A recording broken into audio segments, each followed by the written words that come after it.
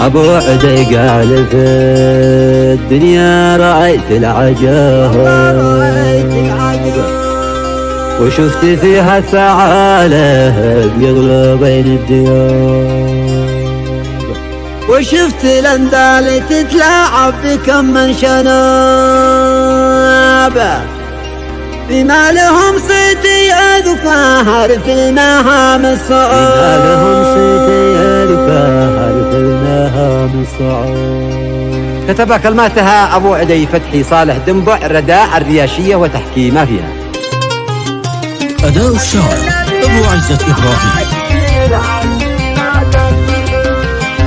الله يا من بيدك مقصدي والطلب، أنت الذي لا دعاك لعبدي ما كفخر.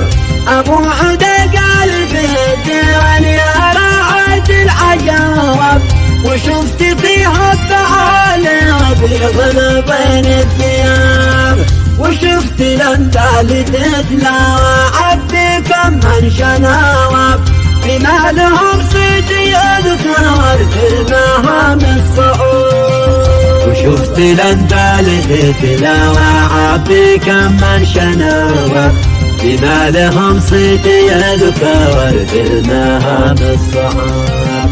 ووضعنا قد تغير والزمان اختلف والأرض شحت وصور جو كله ضباب.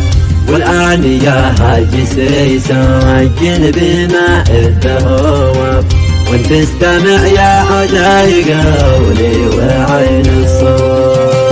نصيحتي لا تذكر شخص باع الصحاب ولا في إنسان أجمل لك وقفة وعاب ومصفي الشخص اللي تلقاها وقت الطلب يقول لي لبيك دين شانك يقدم رقاب وفصل ثاني بنفسي والقافية والطراب عن غربتي والشقاوة أيامي كانت عذاب. كنت أنا لأخوتي موارد لحد طلب وارضيهم الكل وأتحمل جميع الصعاب لكن أسف ما حصل راح الشقا والتعب هذا تبور وهذا تحت من الانجناب ولا عرفنا من وشعبان وشو الجواب. وفي النهاية صفرت الكيل وقت الصراع ولا تروح معي حتى نفت المساوى لأرض داخل ردع صحت ولا جاء حساب.